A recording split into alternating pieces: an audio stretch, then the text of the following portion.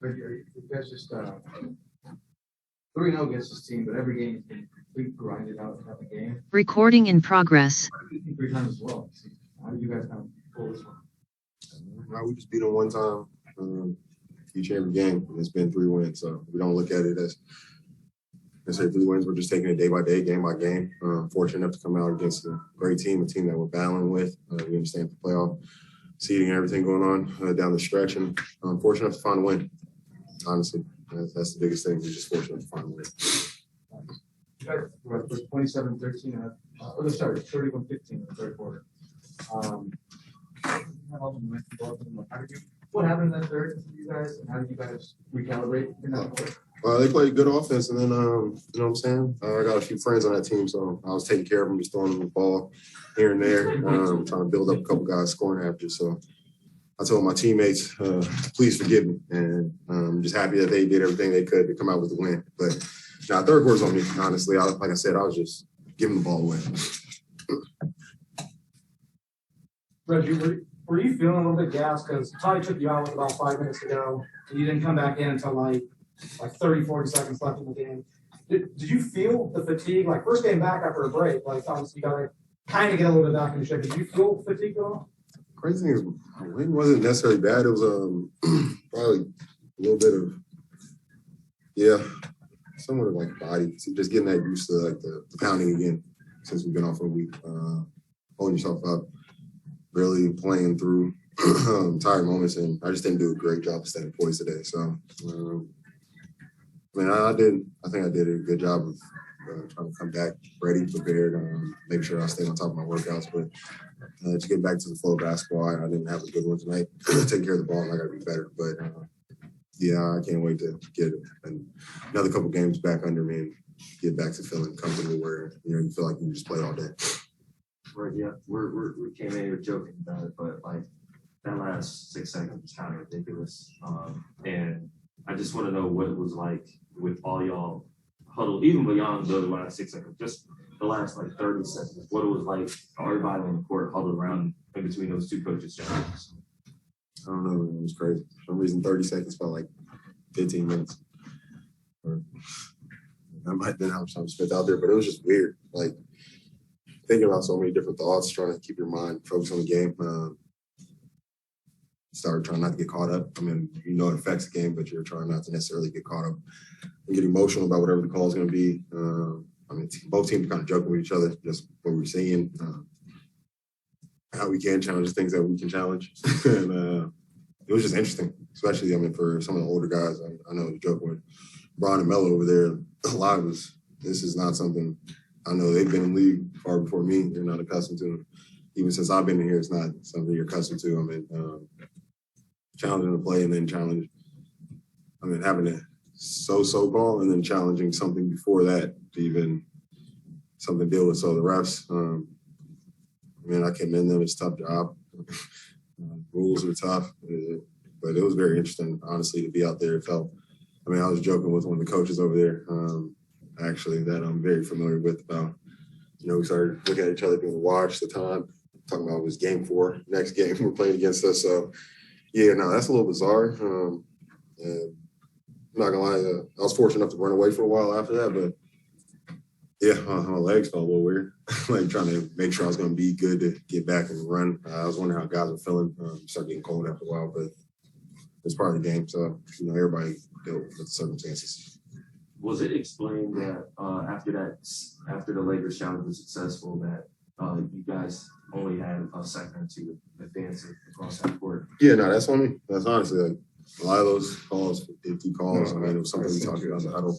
I got to be better with that. Just trying to find the right guy that was open. I wasn't sure if I could make the pass, and a split second I thought about, could I get across myself or could I make the pass? I think that wasted about a half a second within our 1.5, and there was no way I could get across. So I just got to be better. We talked about it. We drew it up out of the timeout, and that's on me. I just have to be better. Go ahead, Joey. Reggie, you've been getting a lot of defensive attention with Kawhi, PG, and Norm all sideline. These reps that you're getting right now with, like I said, a lot of defensive attention, what do you think that's going to do for you and the team once those guys eventually get back?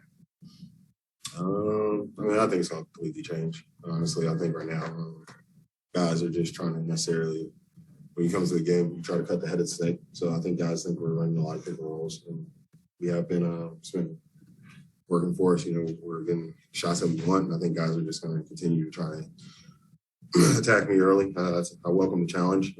Play with great players, play with great teammates that make the right play each and every time, and you know, I think we're going to do a great job if the team decide to blitz us or whatever the coverage may be. But I'm just enjoying it again. Honestly, I haven't played like this in years since I've younger days in Detroit. So honestly, I'm enjoying it, enjoying the challenge, trying to be better. Honestly, I got to be better than I was tonight. And like I said, for the most part, you know, you get Kawhi back, you get Paul back.